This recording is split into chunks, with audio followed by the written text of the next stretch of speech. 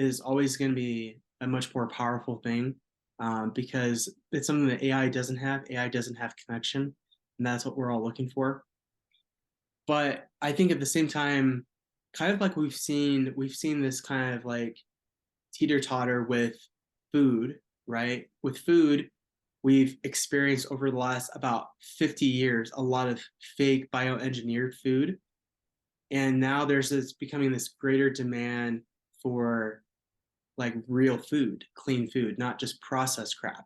And I think we're going to see the same thing in technology is like we're so tired of seeing fake things online and we're we're kind of shifting over to this space where we're looking for what's real. Hey there, tech enthusiasts. Welcome to Tech Time with Sweet Tea, the podcast where we dive deep into the world of technology and how it can either serve you or, well, not serve you.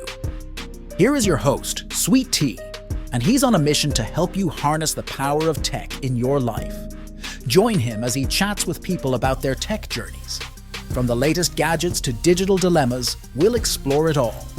So grab your favorite device, hit that play button, and let's keep it real in the world of tech. Tech Time with Sweet Tea is here to help you stay plugged in and empowered. Let's get started. So one thing when I first started, when I was first, I was glancing and I was first starting to follow you on like Instagram. One thing I noticed was like your trips and your travel, and I have a few questions related to that. Just get started right into it. Well, and like the big thing is like, what got you into like your traveling that you do? You're walking around the country and the world. Have you done the world yet? Yeah, so I've always loved traveling since I was a kid. And when I was 18, I, left home and, spent pretty much that next year just traveling on the East Coast, living on my own. It had to do with work, but, I just loved experiencing new cultures. So the walk across America in 2020 actually wasn't even on my radar, to be honest. So during COVID, I ended up working at this job that I just hated. And I convinced myself when I first got the job that this would lead to other opportunities. And, to be honest with you, I got so impatient over the first couple of weeks working there. I started daydreaming about like backpacking the Appalachian and my friend Paul, I don't know if you've met Paul. Paul was there at the Summit of Greatness. He and I had planned on doing the Camino de Santiago in Astorga, Spain, but because of COVID, we couldn't do that. So when when a couple weeks after I had this job, I'd been fired because it just wasn't a good fit. I think they knew that I didn't really care much about the position, and so I decided to go down to Phoenix, Arizona to visit my friend Paul. That's where he was living.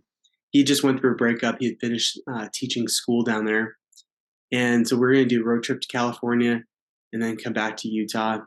And, he was just dealing with this breakup and talking about how he wanted to go on a long walk. And for me, I was just kind of seeing what was going on in the world. And I was just feeling this anxiousness to get out there and just see more of the world, right? So one day we were driving from I think Long Beach to San Francisco, and I'm just seeing all the negativity online on both sides, with lockdowns versus COVID, Black Lives Matter, police officers, the election. So there's just a lot of contention going on, and I mentioned to Paul, I said, there's got to be something that we can do, more than just post a black picture. If you remember that, a lot of people were posting black pictures in support of Black Lives Matter. And I just kind of thought, like, well, if you're going to make an impact doing something, I don't know if, like, just posting a black picture on social media is going to make a long-lasting impact. And so I know that can be kind of a controversial statement to make, but that's when Paul turned to me and said, "What if we did a coast to coast walk across America for peace?" It's our kind of way of standing for unity and kindness. And as a storyteller, I wanted to share these, stories that we came across throughout the country and hopefully inspire people to, take action, do something.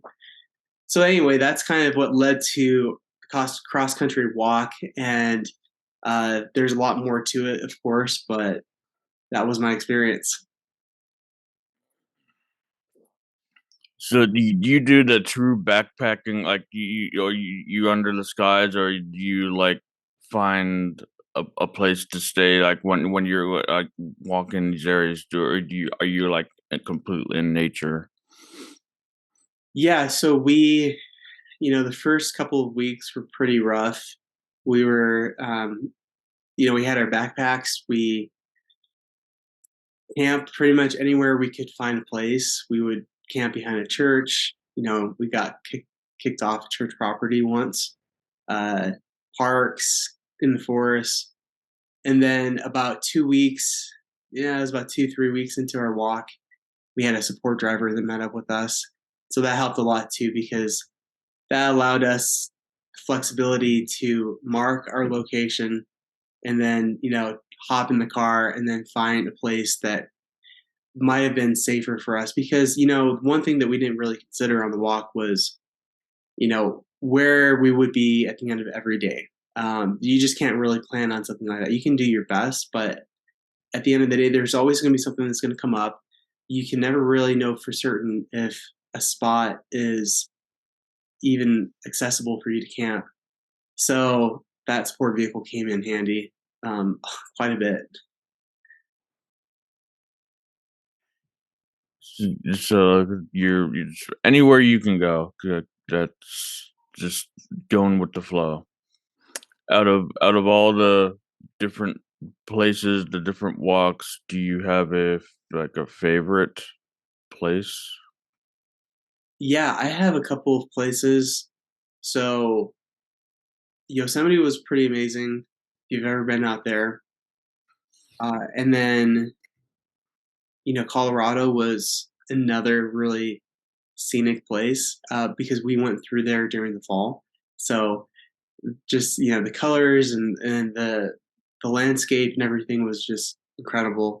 And then more recently, I walked around the island of Oahu, and that's just a different level because it was coastal. So for the most part, I was walking alongside the ocean, and I just had these most scenic views throughout the entire experience. Very nice. Where I want to go here? Where and talk about places. Like maybe what's next? Is there a place that you haven't gone yet that you want to go, or what's the next place that you when you do this?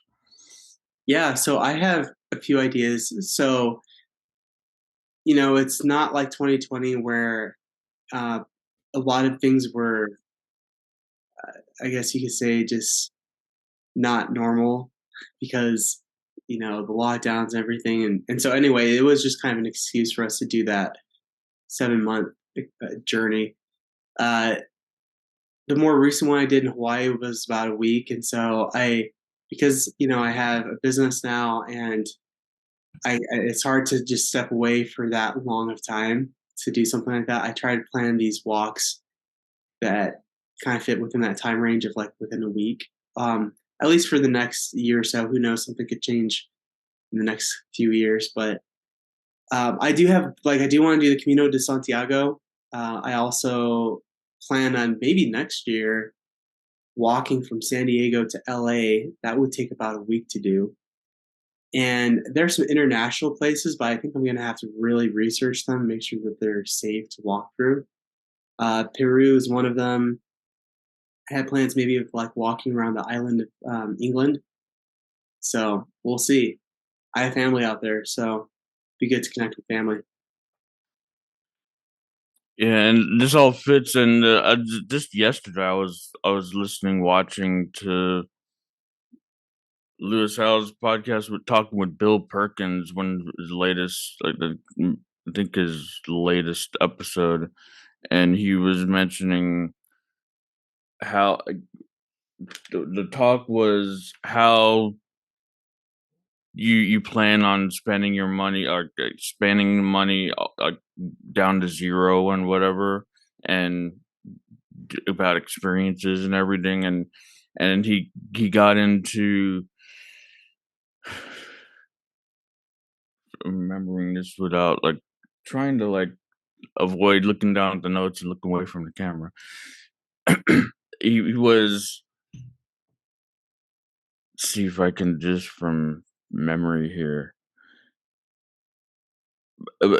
talk about like there's think about what you want to do, and it sounds like you're doing that, and like with your lesson plan now you have a business and everything, and if it's right in the moment, or maybe you think about when do you need it, why you there's the why, there's the what are you going to do, where are you going to go, when do you want to do this. And you told a story, it was a great conversation on talking with someone about that, about planning your future for your future self. And it was like when, like think about the when you do it, is it good for you now, or will you be able to do it in 10 years, or something like that. And that when you mention that, my dog is playing in the background there. I just leave all that stuff of going with the flow, talking about going with the flow. And he it made me think about just listening to the episode just yesterday.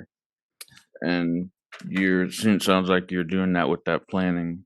Great job.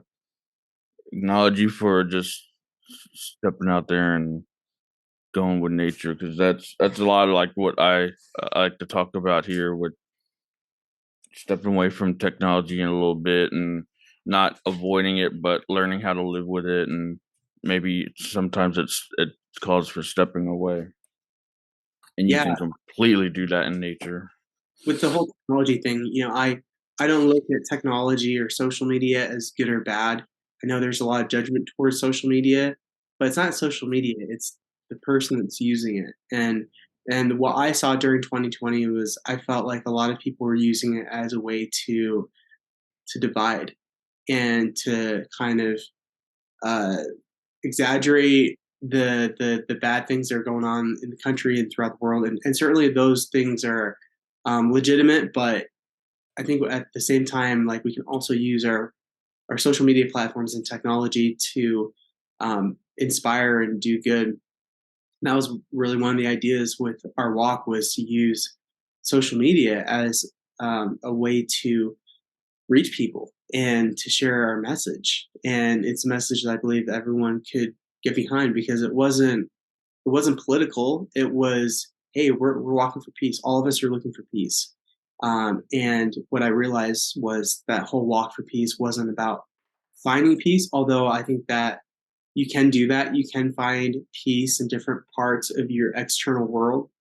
However, peace really came from within. So it's not like all of a sudden we made it to Washington, D.C. or Virginia Beach and we were at peace because we just did this walk. It was like we had to look within every day during these really challenging experiences we had, whether it was fires in the Colorado mountains, just arguments that my friend and I had all the time, just things that would happen, uh, not knowing where to sleep every night, that, I mean, it was like, it got to the point where I had to ask myself, am I okay and with sleeping outside, in the freezing cold, and can I be at peace with this? And because that happened many times, and so I had to get really comfortable with asking myself that question. So anyway, um, yeah, I think that social media it's a wonderful thing. Technology is a great thing. But it's just all about how we use it. Totally, absolutely.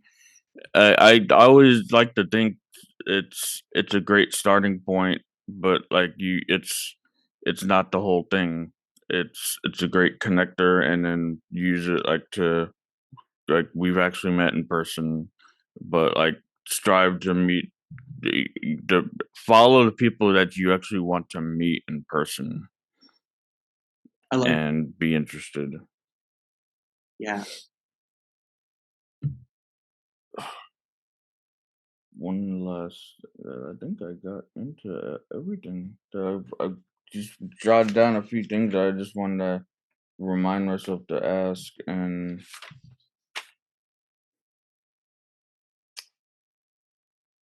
pull a quote here so I just so I don't butcher it.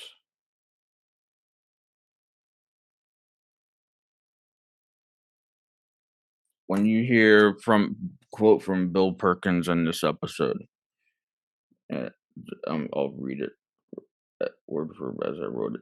All resources at use all your resources at your disposal to make it happen. What comes to mind when you hear that quote? What comes to my mind is being creative, and that was that was something that we had to do on our walk. Was we had to get resourceful. We had to get creative on how we were going to accomplish this massive goal that we had. And sometimes, and I think the other thing too is experiment. I've been a chef for about 20 years, and a big part of being a good chef is experimenting and using what you have. Sometimes it's not ideal, but you work with what you have, and it's all about perspective and how you see the situation. And from there, beautiful things can happen. So that's what comes to my mind.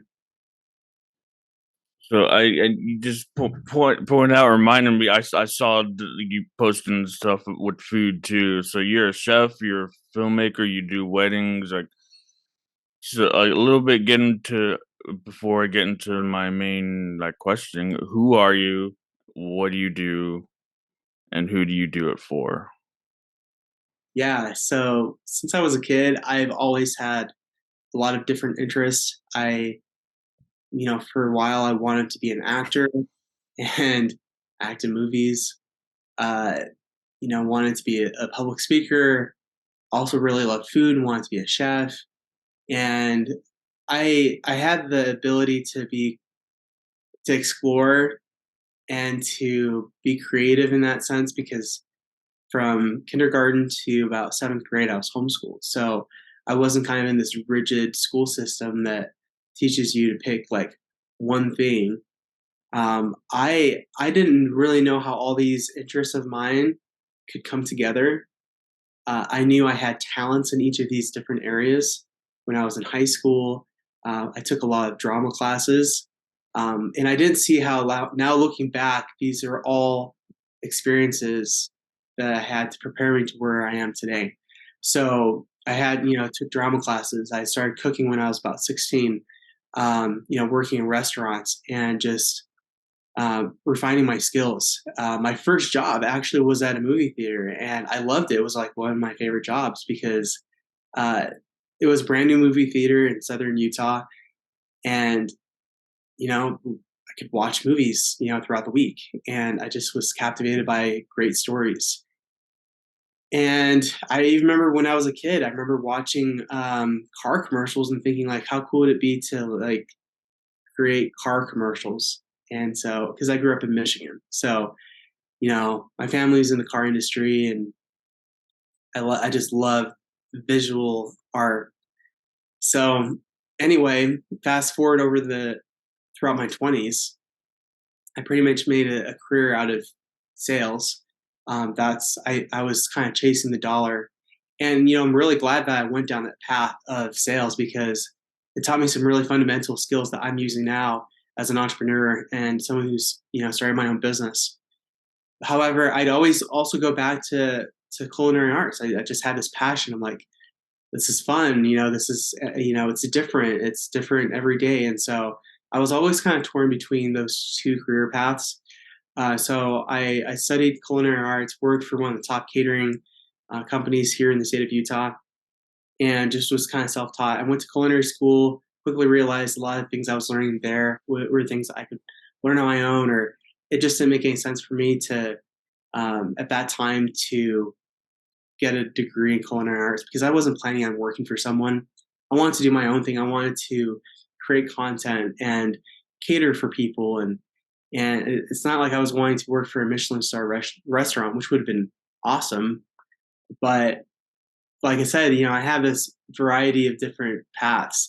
And I was trying to figure out because everyone said, you got to get focused. You're all over the place. I was trying to figure out how these two things could come together. Well, then I started to develop this interest for, marketing and copywriting and, videography. And so it wasn't until really the last few years that I've kind of made sense of all these different passions and talents of mine and realized, cooking is always something I'm going to do. It's something that I use to connect with people, with friends, with family, and to make new friends. And I do catering on the side. I, cater events. I do retreats and things like that. However, for me, I knew that doing that isn't going to make me rich. Um, the key for me is if I want to make a lot of money, is to leverage something like content. Content, if you can make great content, that is the really lucrative thing right now in the space of social media. So for me, it's creating documentaries and short films and things like that. So that's kind of the path I'm on right now. Is ultimately make my own food content that incorporates travel. Because I love doing these walks and that inspires people and educates people. So anyway, that's kind of a long explanation, but that's where I am right now. I'm just able to like leverage all of these different gifts I've been given. I don't know. Last question, the opening intro question. 20 minutes in, and it's been actually going pretty fast. If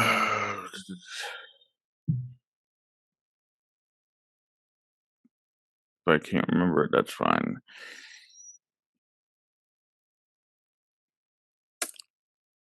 Getting to some of these technology stuff, and where it goes into and I started out my I work in sports, and same here. Where if you watch movies for your job, working at the movie theater, you get to watch movies while you work, and I've for the last decade I've been watching sports. I've got big time, especially in hockey in 1999. Watching sports for a living. If you love what you do, you'll never work a day in your life, right?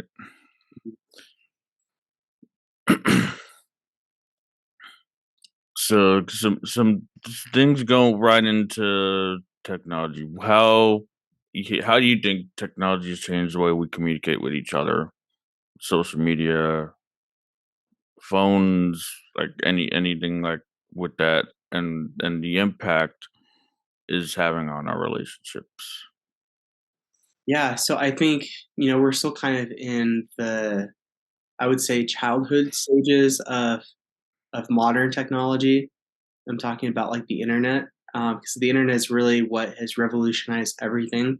It's what's allowed us to be able to have deeper forms of technology, like social media, for instance, which I consider it's a deep form of technology because it's where you can really connect with people, and that's a wonderful thing because I'll tell you this, and I don't want to spoil this because it's going to be my book that I'm writing about my walk across America.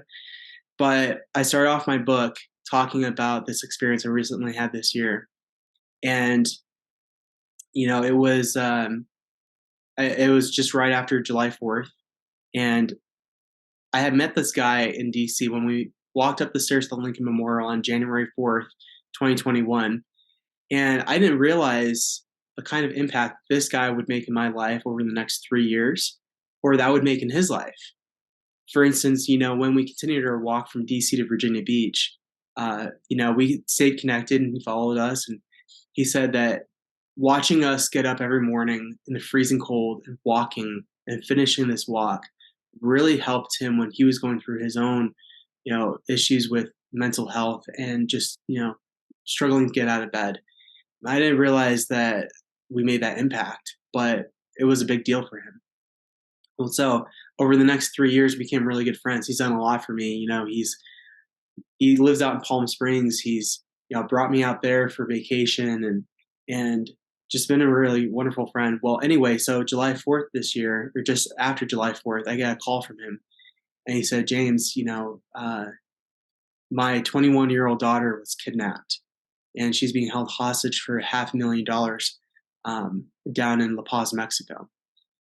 And I don't have daughters, I don't have sisters. I have sisters-in-law, but I just can't imagine what that would be like, to go through that.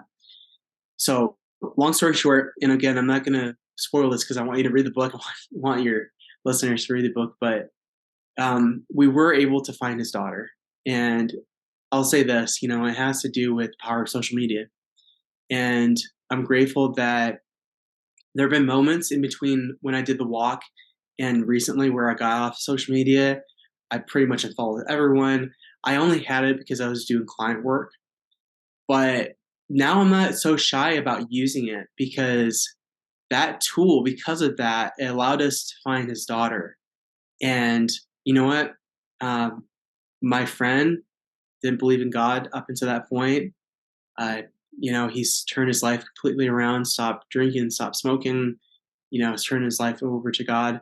And, I just think like, wow, if it wasn't for the fact that we have social media, like we probably wouldn't have created this experience, right? This miracle. So anyway, and because of that, he took me to Hawaii. So I got to go to Hawaii like a week later, and it was like the most incredible experience. So you just never know. I would say like just don't shy away from using social media for good, because it's a powerful tool, and I think a lot of us don't really understand how powerful it really is.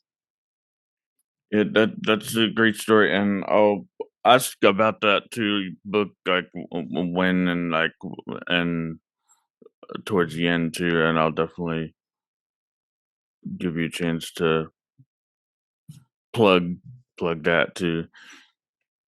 That it's again, it goes back to how we use it and why your intentions. Are you being intent on what you're going to look for, or are you just mindlessly scrolling? And if you just how you use it and the intentions, and that was great. Like how we share, how we share our experiences, how we share our stories, and that was a great story shared on. Thanks for sharing that.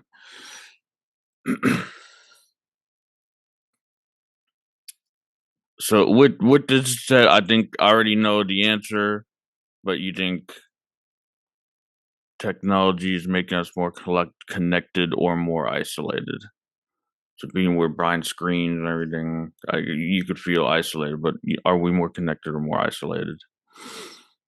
I think in a lot of ways we're more isolated, but we're starting to see a shift in that. We're starting to see a shift, especially after COVID. We're seeing more people using social media as a way to organize live events.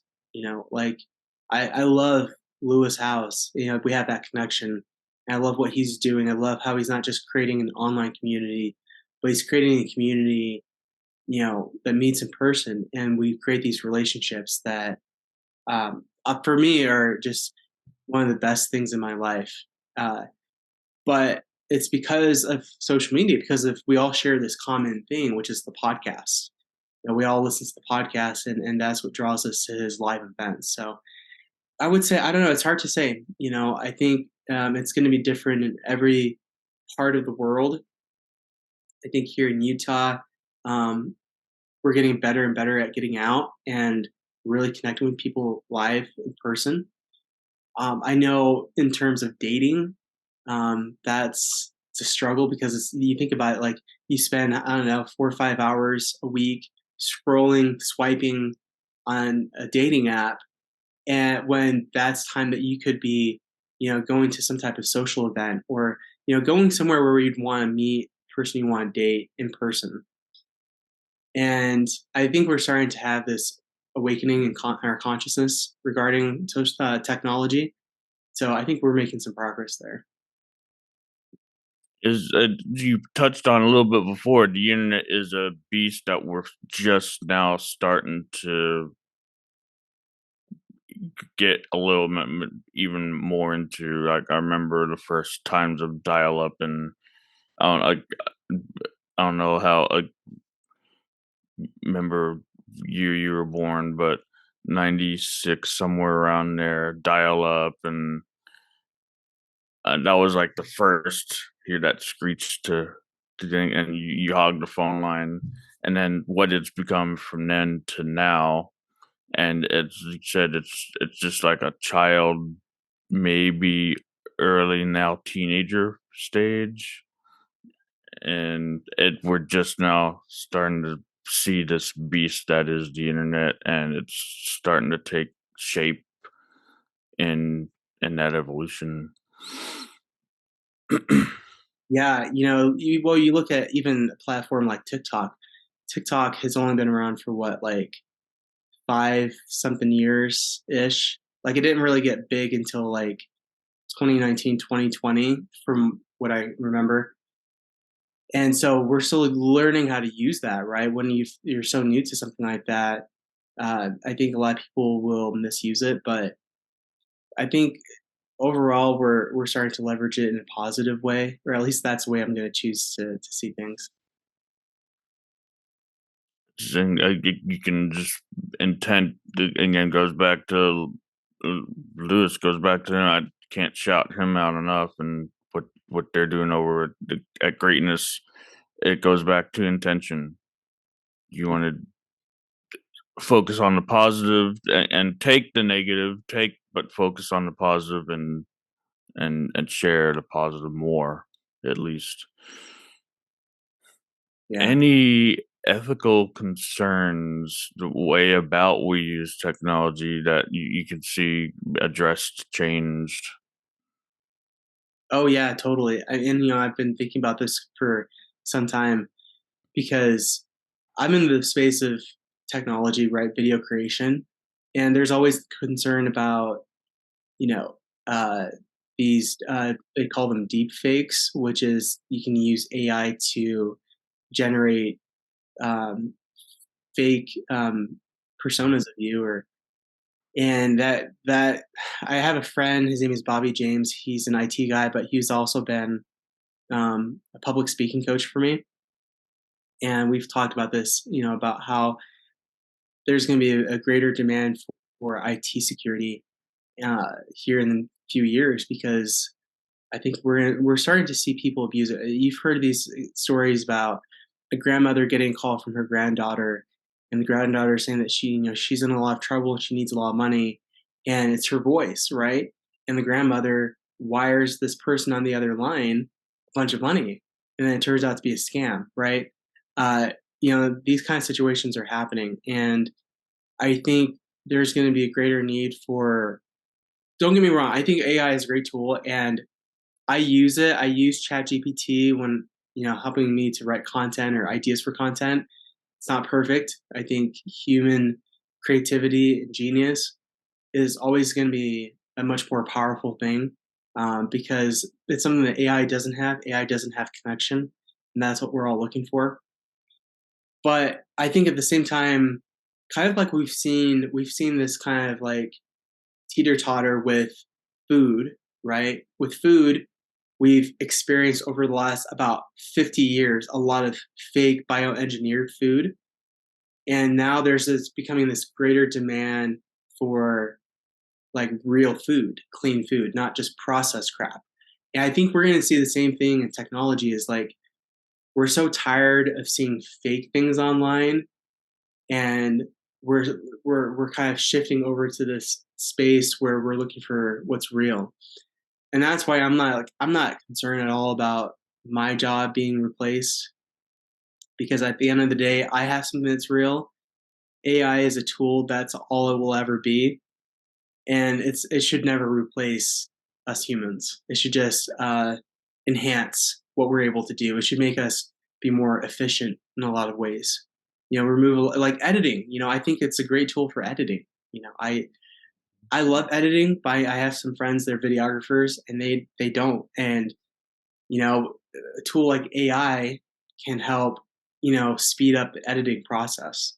At the end of the day, you still need somebody that goes out and films and shoots and gets that together. But yeah, anyway, those are just some of my thoughts about tech and what we could be experiencing here in the future. I totally 100% agree with that. Like the AI, I use it too, and I don't use it for 100% for what I do. Like create the intros for this podcast as well, and you ask for it, and then you edit and you put in your own what comes from you as well. So you make it your own. So I agree that to use it, to not use it, to not go all in on it, but enhancing. And at the end of the day, I also agree that's why that we won't be replaced by it so much as some people fear, because it's still going to take that human experience, and I think that people will be looking for that more and more.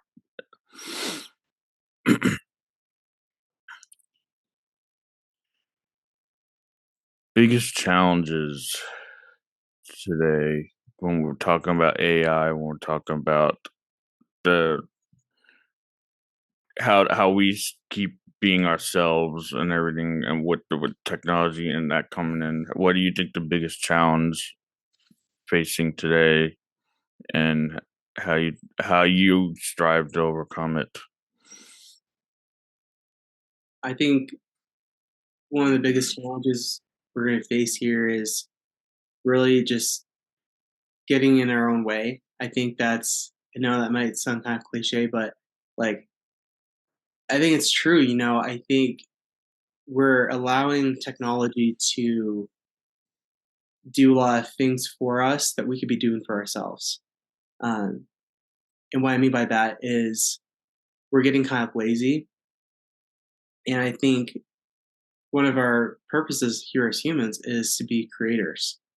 And so, kind of like what I was saying before, if we're using technology to do everything for us, then I think we're choosing the path of complacency, and we're not growing ourselves. I mean, one of the reasons why I love these creative professions I'm in, like being a chef or a video creator, right, is it challenges me, and it gets me out of my own way. It helps me remove ego because it's not really about me. When I'm creating food, it's not just about me; it's about the people I'm serving. So I think for a lot of people, it's like the younger generation. I think they're going to lose a lot. They are so creative, but at the same time, I'm just curious to see how technology is going to play a part in that. If the younger generation is going to leverage that to help them become more creative, or if they're going to use it as a kind of a crutch. That makes sense. And and if it's going to get in the way of their own creative genius. So I guess we'll see. That's Those are some of my thoughts, at least. Is there what is, or if it's something that you wish was didn't exist the way it did, or that something that you would want to change, a device, a technology item? What is that? What issue? Like something you change or wish was different? Mm. Well, I would say the phone because this is a piece of technology I think we use the most throughout the day. And I wish there's a way that we could,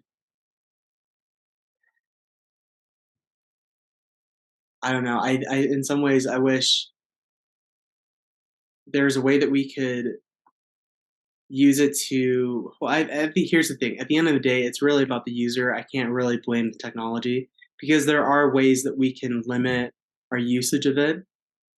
I know that there are timers and things like that. Once you use your phone for a certain amount of time, the phone will shut off.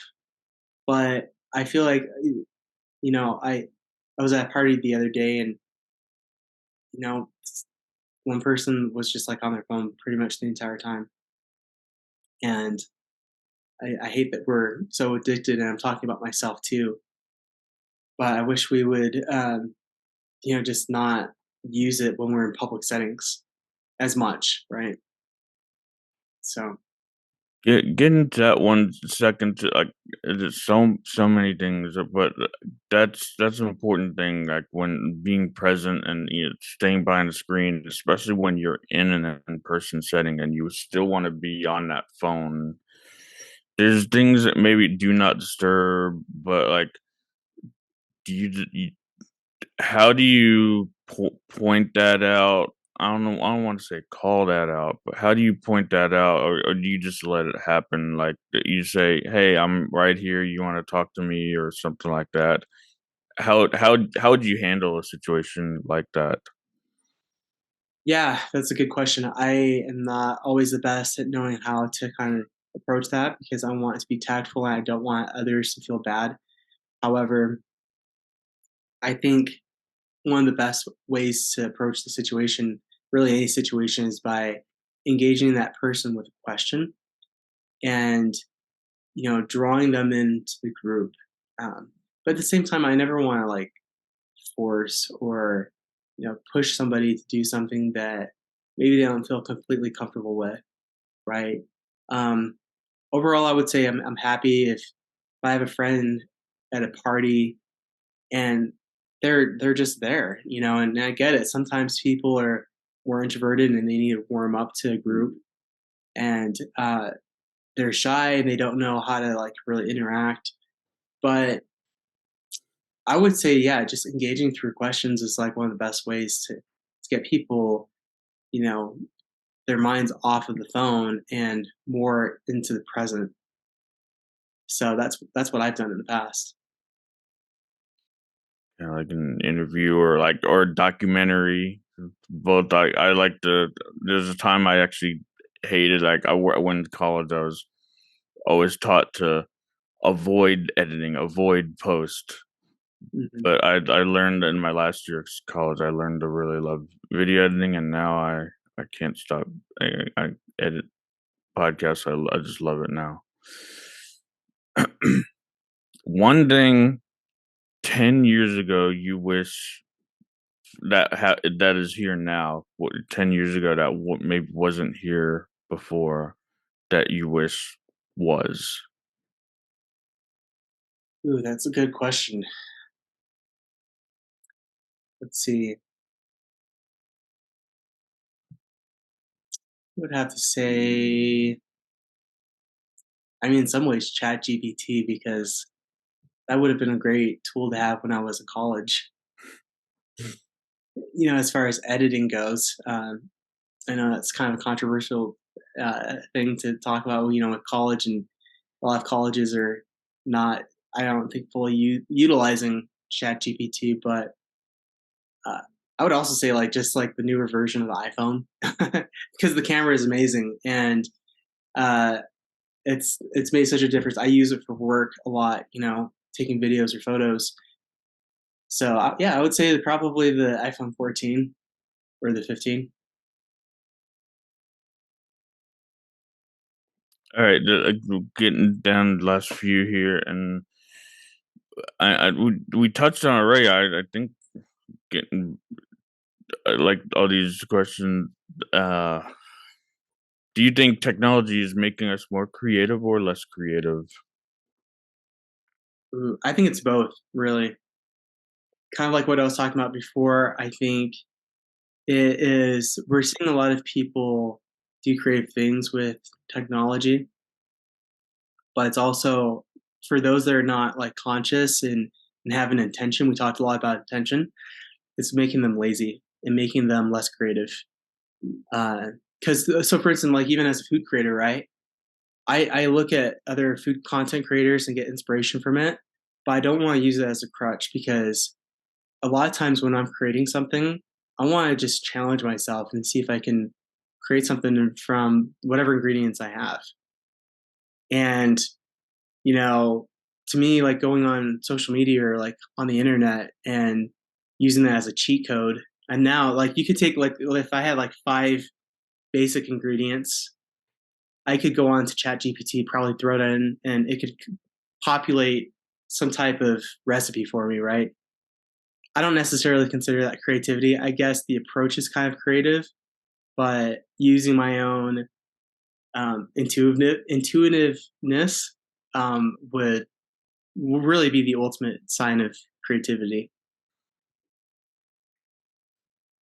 Couple more of the questions I have left here from the prepared questions. How do you balance with taking the good with the bad, positive, the negative? How do you balance the benefits of technology with the downsides? You know, when you're thinking of like addiction, distraction, when you get into people who are like ADD and everything, loss of privacy, and Mhm. how do you balance the good with the bad? Well, I think for one, you have to create boundaries, clear boundaries with yourself. You know, one thing I strive to do is keep my laptop or self. I use my cell phone as an alarm as of right now, but keeping it in a separate room. Brendan Burchard talks a lot about this. And he talks about how, if first thing you're doing when you're waking up, and I'm awful at this, by the way. If you're looking at your phone the first thing in the morning, and it just decreases your productivity. And so it means that you're more likely to check your phone throughout the day. And so I would say just like really setting clear boundaries and setting the tone at the beginning of the day to use it. Uh, I strive to use my phone in the morning, just kind of check the weather. But I think everyone has to find what works for them.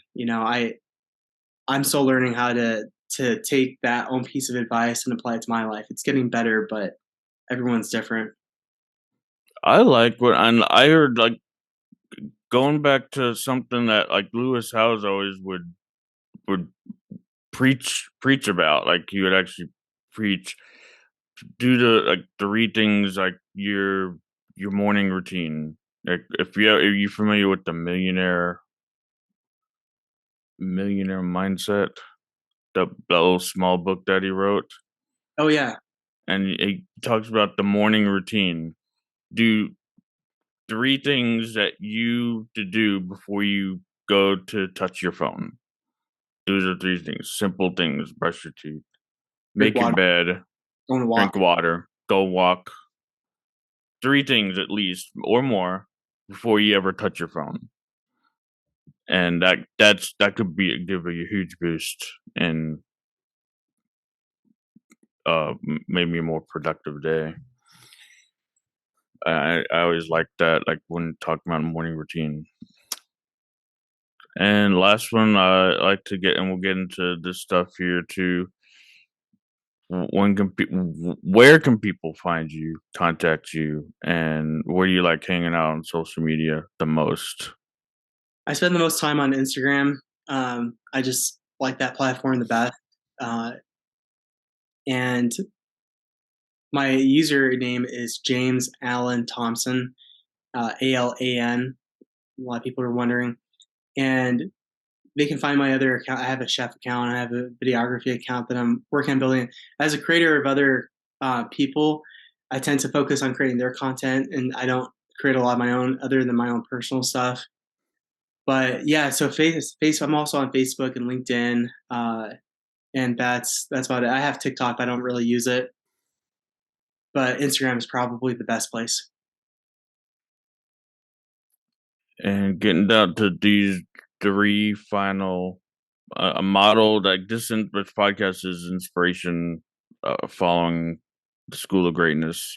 I kind of modeled it. I was like kind of asking like the same bonus and the questions that Lewis was asked, but changed it up a little bit, but still modeled that way. And these bonus questions now may or may not have prepared, heard, but just kind of get you thinking off the cuff. And How can people, businesses, individuals work together to ensure new technologies are developed and deployed in a responsible and sustainable way to benefit society?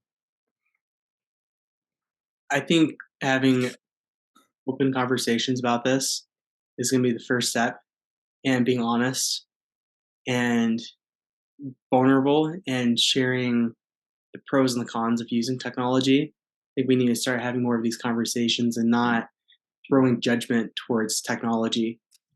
I think if we're going to make progress, we need to remove the judgment, and just try to listen to each other.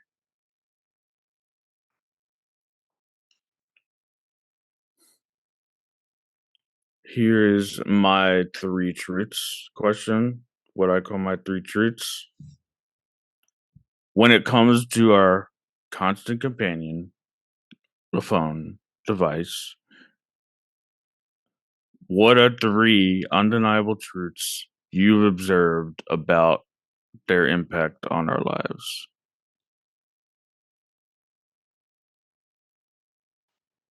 I would say they are a great resource. They create tech connectivity, and they can help with productivity. They can be that assistant. And then crucial lessons that we should all learn in handling these powerful tools responsibly and mindfully. Let's say, you know, find harmony with it, find ways where, you can take a break from it. And for me, that's, sometimes going on these long walks where I'm more focused on walking than I am scrolling on my phone, because I have to be aware of my surroundings. So find what works for you, to test different things, see, don't be afraid to fail.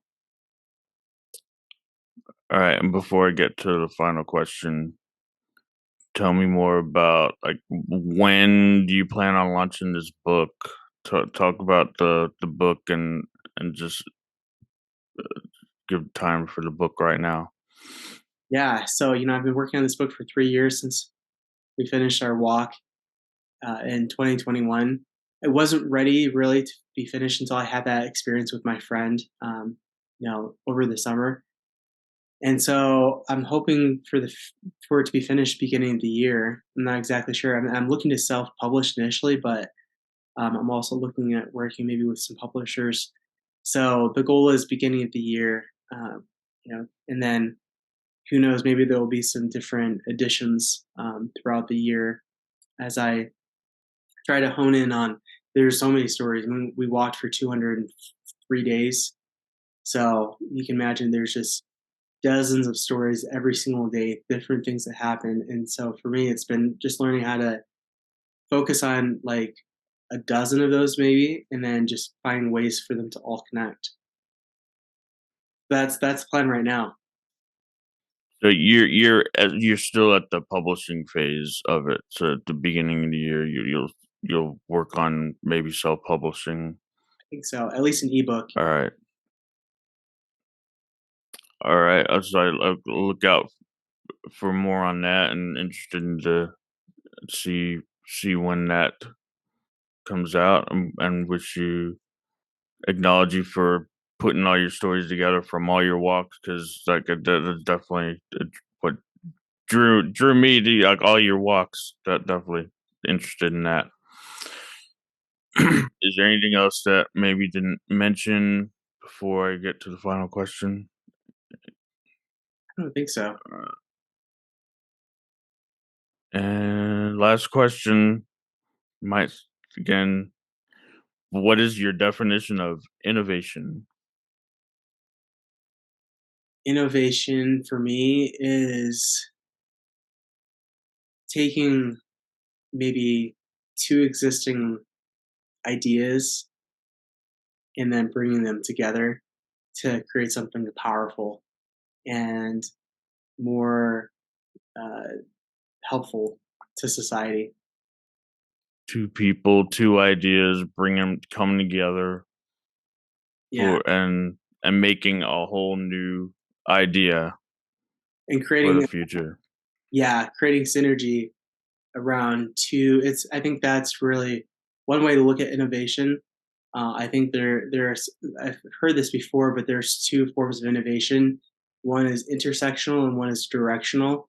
So, like an iPhone is a form of directional innovation, where you have a piece of technology that improves incrementally, and then intersectional innovation is where you have like a Reese's peanut butter cup, right? It's like chocolate and peanut butter, and you bring those things together, and you create a different product. I guess you could say the iPhone is like an example of that too, because iPhone is computer, it's a MP3 player, it's a phone, it's a lot of things, and they brought them all together, but they're also incrementally making it better. All right, love it. Thanks. This was fun. Thanks for taking some time to talk with me today, and hope come have you back on in the future. Sounds good. Thanks, Tommy. We hope you enjoyed this episode as much as we did. It's always a blast exploring the tech universe with you. But alas, it's time to wrap things up.